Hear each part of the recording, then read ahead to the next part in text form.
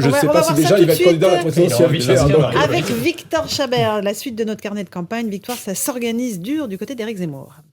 Oui, Laurence, cette visite d'Éric Zemmour à Ajaccio a été marquée par quelques tensions. Des manifestants ont protesté contre sa venue, des militants de la CGT, des nationalistes, des antifas. Pas de quoi perturber le polémiste dont les rencontres avec les Français ressemblent désormais à de vrais meetings, debout derrière un pupitre et défendant ses idées. La nation, c'est une idée grandiose, l'âme d'un peuple, l'expression de son existence. Ce n'est pas un bout de papier offert au premier venu qui a coché les bonnes cases dans un formulaire. Ce week-end, Éric Zemmour a été la cible d'attaques de la part de Fabien Roussel, candidat du Parti communiste, qui propose d'interdire à une personne condamnée pour racisme de pouvoir se présenter à l'élection présidentielle. Le polémiste lui a répondu à la mi-journée sur Sud Radio. Je rappellerai simplement à M. Roussel que sur l'immigration, je parle exactement au mot près comme son prédécesseur lointain, M. Georges Marchais, qui en 1980 disait « Il faut arrêter l'immigration illégale et légale ». Éric Zemmour avance également dans la construction de son parti. Dans le viseur, il n'a pas que la présidentielle, il a aussi les élections législatives, avec un objectif, faire l'union des droites. Le polémiste veut avoir des candidats à la députation issus pour un tiers de LR, pour un tiers du Rassemblement national et pour un tiers de nouveaux profils. Avec cette structuration, il fait passer un message. Il faudra compter sur lui durablement sur la scène politique, mais la tâche s'annonce ardue. Victor Chabert pour les carnets de campagne. Louis Salter, un parti, des candidats aux législatives, c'est la naissance d'un mouvement politique. Alors, ce qui est sûr, c'est que Zemmour a la volonté de s'inscrire dans la vie politique au-delà d'une présidentielle. C'était un peu d'ailleurs la volonté de Macron avant qu'il soit élu par surprise en 2017. Et Zemmour cet été, en voyant certains de ses proches qui s'inquiétaient en disant « mais tu vas arrêter ta carrière professionnelle, tes collaborations avec des médias, tu n'auras plus de revenus », disait « pas grave, de toute façon je veux devenir homme politique, c'est comme ça ». C'est apparemment ce qu'il disait cet été à ses proches. Donc les informations sur un parti, parce qu'on l'appelle mouvement, parti, structure. De toute façon, il faut une structure pour être candidat. Il faut une structure ne serait-ce que pour engranger des financements, parce que tout cela est très contrôlé. Et puis, il faut, un parti, disons le mot, même si c'est ringard, même si c'est vieux jeu, c'est ancien monde. Il faut quand même un parti pour représenter des candidats, avoir une étiquette, les financer, les aider, et surtout toucher l'argent qui va avec. Parce que si Zemmour veut faire ça aussi, je ne pense pas lui prêter des intentions malveillantes en disant ça, c'est que c'est le score aux élections législatives qui conditionne le financement de la vie politique en France. Et uniquement ça. Ce qui d'ailleurs pose problème quand de plus en plus d'électeurs se mettent à ne pas participer aux élections législatives, ce qui était le cas en 2017. Donc, présenter des candidats aux législatives, c'est s'assurer d'une manne financière qui est fonction du score, évidemment, mais c'est aller au guichet du financement de la vie politique et demander un financement pour 5 ans, pour le prochain quinquennat, que Zemmour arrive au bout de son aventure présidentielle ou non. Donc ça montre que, et ça confirme ce qu'il disait cet été à ses confidents, que il veut de toute évidence au moins avoir un mouvement, créer quelque chose qui s'inscrira et qui sera financé pour peser sur la vie politique dans le quinquennat 2022-2027. Éric Zemmour, un candidat ou un homme politique comme les autres. On continue en débat dans un instant dans Punchline sur Europe 1. À tout de suite. 18h, 20h sur Europe 1, Punchline, Laurence Ferrari. Et dans Punchline, on débat avec Bruno Jeudi, Isabelle Saporta, Louis Salter et Pierre Licia de la politique. Zemmour, un homme politique comme les autres, Bruno Jeudi, ou pas ? Non, pas un homme politique comme les autres. C'est un homme politique qui est devenu fraîchement homme politique, qui était journaliste, polémiste, qui n'est pas encore candidat à la présidentielle, qui secoue le cocotier à sa façon, avec son style, peu de propositions, beaucoup de constats, de provocations et même d'outrance. Mais aujourd'hui, il y a une ambiance à écouter, un discours radical. On l'a vu un peu pendant la primaire des écologistes. On le voit aujourd'hui avec Éric Zemmour. Les Français adorent ces pré-présidentielles où il peut se dire n'importe quoi. On verra ce qu'il en est en janvier-février. Janvier-février, c'est la deuxième phase de la présidentielle. C'est toujours pareil. Donc voilà. Est-ce qu'Éric Zemmour, c'est quelque chose qui passe l'hiver, où il y a ce même intérêt des chaînes info, des réseaux sociaux, c'est le petit monde qui se regarde dans nos nombril et qui est tout content, ou est-ce que c'est quelque chose qui va s'ancrer et qui va surprendre dans la deuxième partie de la présidentielle? On peut pas le dire aujourd'hui, mais ce qui est certain, c'est que c'est un phénomène qui correspond aussi à ce qu'on a connu dans ce quinquennat, les crises, ce débat aujourd'hui où aujourd'hui il y a plus de place pour la modération, faut être tout de suite dans le hyper oui, dans l'hyper non, mais surtout pas dans le milieu, ça marche plus, et finalement c'est pas du tout la campagne de 2017. Emmanuel Macron s'était pas imposé avec un discours qui était basé sur l'hystérie. Il était plutôt sur une forme de populisme light, mais qui n'était pas un discours fait sur le... Mais qui n'était pas... C'était le dégagisme des CSP+. Enfin, rappelle-toi, il nous a quand même fait la campagne sur la fin de l'État profond, se réappropriant même des termes qui étaient plutôt ceux du Rassemblement national jusque-là, en train de dire que les technocrates c'était terminé. Ça, c'est après. Que les technocrates c'était terminé. Enfin, révolution, c'était ça. Les technocrates c'était terminé, que lui on allait voir ce qu'on allait voir, la rénovation de l'État. En fait, on n'a jamais vu un État aussi enquisté que sous Macron, mais en tout cas, il nous avait vendu du rêve. Non, mais ce que je veux dire, c'est que c'était déjà du dégagisme. Je veux dire, voter Macron, c'était le dégagisme des CSP+, mais c'était déjà du dégagisme. C'est quand même à dégager celui d'avant d'être candidat. Donc, oui, je suis d'accord avec cette démarche de Macron qui a marché, mais il n'était pas dans la provocation, il portait pas un discours si radical que ça sur le fond. En fait, il y avait quand même l'ancien monde, le nouveau monde. Il y avait une petite rupture. Mais ça, c'est une façon de théoriser la supposée nouveauté que représentait cet inspecteur des finances énarque passé par des ministères et par l'Élysée. Donc la supposée nouveauté qu'il représentait, il fallait bien qu'il la mette en mots, qu'il la théorise et qu'il donne quelques mesures chocs telles que la suppression de la taxe d'habitation.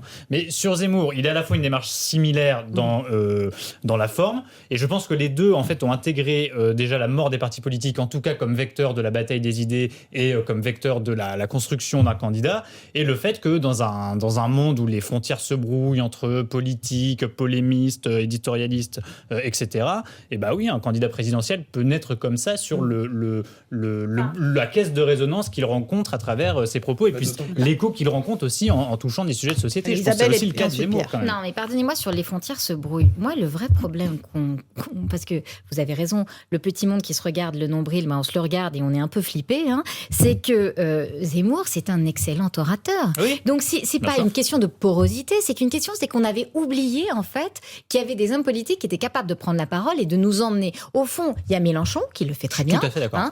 Et il y a Zemmour. Il le fait moins bien. Il le fait moins bien en ce moment. La troisième campagne, ça commence à être un peu poussif. Ça fatigue un peu, mais c'était un grand orateur. Ah oui, et ça en est encore. Et on a avec Zemmour, au fond, pardon, mais c'est vrai qu'il emmène le peuple de droite et d'extrême droite avec des références historiques plus ou moins frelatées, avec au fond une connaissance de l'histoire, avec des grands discours, avec un narratif qui est puissant. C'est un homme politique des années 80. Oui, mais il a un narratif puissant. En face de lui, effectivement, il n'y a pas de narratif puissant, ni avec Bertrand, ni avec Pécresse, ni même avec la gauche, on ne va pas se mentir. Il n'y a pas d'explication du monde, de vision. Non, il n'y a pas de vision. Si, et alors même, je vais vous dire encore pire. Je trouve que la vision de la gauche aujourd'hui n'est que défensive par rapport à celle de l'extrême droite. C'est-à-dire que vous avez du racisme et en face une espèce d'antiracisme complètement délirant qui ne rassure pas du tout les Français.